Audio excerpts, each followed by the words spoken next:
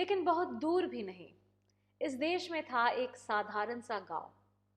उस गांव में ऐसी हर एक चीज मिलती थी जो कि एक गांव में साधारण मिलती है। जैसे कि बहुत सारे लोग, बड़े बूढ़े नौजवान बच्चे, एक सरकारी स्कूल, एक तालाब, एक बाजार, एक बहुत बड़ा बरगद का पेड़ जिसके नीचे लोग मिलकर बातें करते थे, कच्चे पक्के मकान और उनको जोड़ती हुई पगडंडियां। सब कुछ था सिवाय एक बच्चों के खेल का मैदान। एक ऊबड़ खाबड़ जमीन तो थी, लेकिन उसको खेल का मैदान नहीं बोल सकते थे। कुछ और समस्याएं भी थी। इस गांव में अक्सर जो परिवार थे वो ऐसे थे जो गांव को छोड़कर शहर में काम ढूंढने जाते थे। गांव के लोग महाराष्ट्र, गुजरात, मध्य प्रदेश जाकर काम करते थे, क्योंकि मर्द जाते थे तो उनकी पत्नियां और उनके बच्चे भी जाते थे। और जो बच्चे कभी घर में गांव में बड़े हो रहे थे, कभी शहर में बड़े हो रहे थे, उनके लिए ये खेल का मैदान भी क्या था। वो क्या अपने खेल के मैदान की मांग रख सकते थे?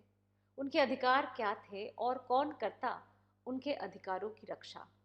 एक साल एक एनजीओ ने इस गांव में काम शुरू किया।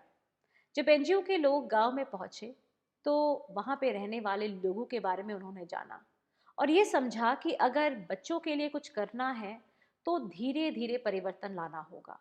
तो सबसे पहले एनजीओ के लोगों ने गांव के लोगों को सरकारी स्कीम्स के बारे में बताया, जैसे कि इंटीग्रेटेड चाइल्ड डेवलपमेंट स्कीम्स, सर्व शिक्षा अभियान, इंटीग्रेटेड चाइल्ड प्रोटेक्शन स्कीम्स। इन सब के साथ उनको जागरूक किया। इस पॉइंट पे ज़रा रुक कर शक्ति वर्सेस शक्तिमान की कहानी को ज़रा याद करते हैं। उस मॉड्यूल में हमने पावर यानी शक्ति के बारे में काफ़ी इंटरेस्टिंग चीज़ें सीखी थी। बच्चों को शक्तिहीन देखना शायद बहुत साधारण सी बात है, लेकिन बच्चों को पावरफुल और सशक्त देखना काफ़ी अनोखा।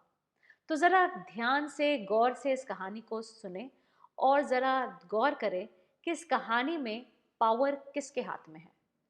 कौन है शक्तिमान, कौन है सशक्त और किसके हाथ में है असली शक्ति।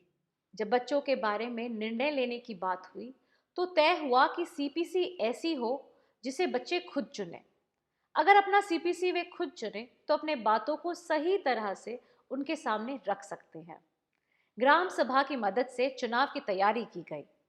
गांव में ऐसे लोग चुने गए जो कि चुनाव के लिए खड़ा होना चाहते थे। उन्हें इलेक्शन सिंबल्स दिया गया और उन्हें वक्त भी दिया गया कि वो गांव में अपने लिए कैंपेनिंग भी कर सकें, ताकि वो बच्चों को बता सके कि उनके लिए वो क्या कर सकते हैं। और फिर सही मौका देखकर बैलेट पेपर के द्वारा बच्चों से वोट भी कराया गया। जब इलेक्शन के नतीजे निकले तो बच्चे बहुत खुश हो गए। बिल्कुल वही हुआ जो वो चाहते थे। गोपाल भैया इलेक्शन जीत गए थे। गोपाल भैया ना तो वे बच्चे थे ना ही बड़े। जैसे ही वो बच्चों के करीब थे वैसे ही वो बड़ों के साथ भी थे।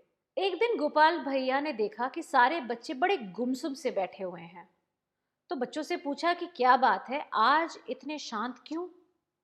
तो एक बच्चे ने खड़े होकर कहा कि भैया, हम में से कुछ बच्चे क्रिकेट खेलना चाहते हैं और हम में से कुछ बच्चे फुटबॉल और बाकी बच्चे बैठकर बातें करना चाहते हैं। तो गोपाल भैया ने पूछा, इसमें कौन सी बड़ी बात है, जो चाहे वो करो, जिसको जो चाहे वो कर सकता है। तो सारे बच्चे इकट्ठा होकर बोलने लगे कि लेकिन भैया कहाँ, हमारे यहाँ तो प्लेग्राउंड है ही नहीं। गोपाल भैया ने नजर दौड़ाई और देखा कि बच्चे सही कह रहे हैं। इस गांव में तो बच्चों के खेलने के लिए एक प्लेग्राउंड तक नहीं है। तो बस गोपाल भैया उतर पड़े इस बात को बदलने। सबसे पहले बच्चों को इकट्ठा करके पूरे गांव का एक मुआयना किया गया कि कहीं ना कहीं ऐसी तो कोई एक जमीन होगी जिसे एक प्लेग्राउंड के रूप में बदल सके। एक जमीन तो मिली, लेकिन उसमें काफी काम था। बच्चों के इस प्रस्ताव को लेकर गोपाल भैया पहुंचे सीपीसी के पास, और क्योंकि सीपीसी ने तय कर रखा था कि बच्चों के हित में वो सही निर्णय लेंगे, उन्होंने इस प्रस्ताव को तुरंत एक्सेप्ट कर लिया। गोपाल भैया ने समझाया कि अगर इस ऊबड़ खाबड़ जमीन को एक प्लेग्राउंड में बदलना है तो सबसे पहले हमें इसे लेवल करना होगा, इसे फ्लैट करना होगा, ताकि वो सुरक्षित हो बच्चों के लिए। और एक हैंडपंप भी लगाना पड़ेगा जिससे साफ सुरक्षित पानी बच्चों को मिले। और पास ही जो ये सड़क जा रही है, इसे यहाँ से दूर करना होगा, इसे बंद करना होगा। यहाँ पे बच्चों के प्लेग्राउंड के पास अगर गाड़ियां निकले तो ये बच्चों के लिए ठीक नहीं है।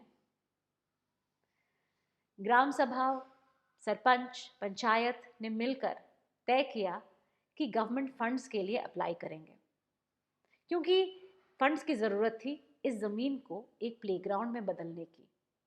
जब तक फंड्स आए तब तक पूरा गांव इस बात के लिए वेट कर रहा था कि ये प्लेग्राउंड कब तैयार हो।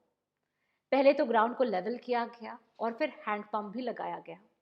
और जब तक कि सड़क का काम शुरू हुआ तब तक तो सारे बच्चे प्लेग्राउंड पर उतर चुके थे कि इस प्लेग्राउंड को बस अपना बना लें। एक दिन बाद, सिर्फ एक दिन बाद, बच्चों ने फिर गोपाल भैया को बोला, गोपाल भैया, हमारे स्कूल का जो छत है वो भी टूटा पड़ा है, चलो हम उसको भी ठीक कर लें। गोपाल भैया ने मुस्कुराते कहा कि धीरे धीरे सब कुछ करेंगे, एक एक करके हम सब कुछ बदलेंगे। बदलाव में हम सबकी भागीदारी है, जो भी तुम चाहो हम तुम्हारे लिए करेंगे। धीरे धीरे गांव के सभी लोग समझ गए थे कि अगर कुछ बदलाव लाना है तो हर बदलाव में सबकी भागीदारी है।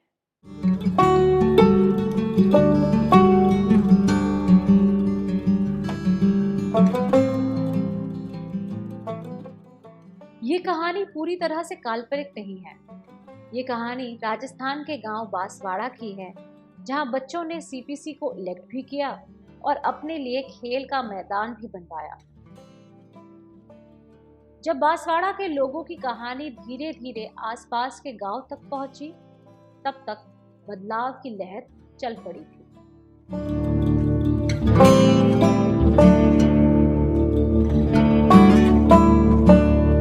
अगर आपको बच्चों की जिंदगी में किसी भी चेंज कैंपेन का चैंपियन करना है तो आप कैसे करोगे?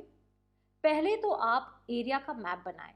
आपकी जिंदगी के मैप में कुछ मुख्य एरियाज हैं, आपका घर, मोहल्ला, बाजार, आपका स्कूल। थोड़ा बड़ा सोचें तो आप अपने शहर और देश को भी इंक्लूड कर सकते हैं। जैसे कि इस कहानी के बच्चों ने अपने गांव की परिस्थिति को बदला, आप भी किसी भी एरिया के प्रॉब्लम को सॉल्व कर सकते हैं। उदाहरण के लिए मान लेते हैं कि आपके स्कूल में एक नए टीचर आए हैं जो लड़कों और लड़कियों में भेद करते हैं। बच्चों को अगर किसी टीचर के सोच या व्यवहार से शिकायत हो तो क्या कर सकते हैं? हम जानते हैं कि United Nations convention on the rights of the child के अनुसार बच्चों को किसी भी प्रकार के भेदभाव से सुरक्षा मिलनी चाहिए। अगर चिल्ड्रंस राइट्स का उल्लंघन हो रहा है तो आप उसे कैसे बदलेंगे? भेदभाव करने वाले टीचर को भी क्रिटिकली इवैल्यूएट करें।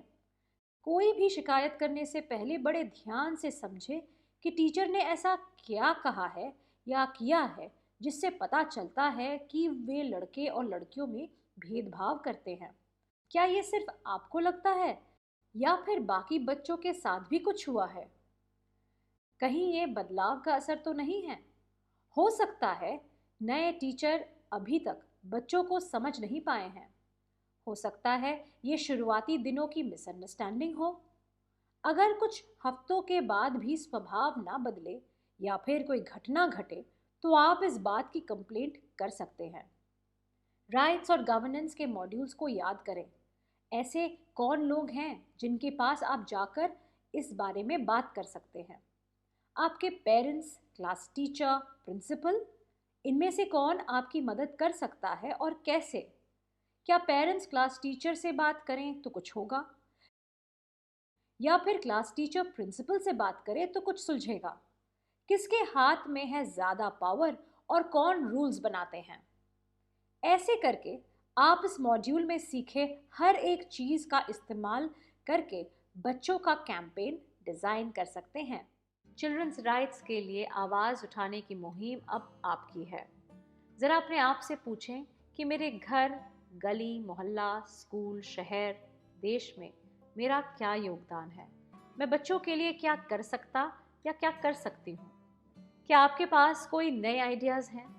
आशा करती हूँ कि अब तक आपके पास कई आइडियाज़ होंगे। जो भी आपने इस मॉड्यूल में सीखा उन्हें जोड़कर ज़रा नए आइडियाज़ को इम्प्लीमेंट करें, ताकि आप बच्चों के लिए, अपने जैसे बच्चों के लिए कुछ कर सकें।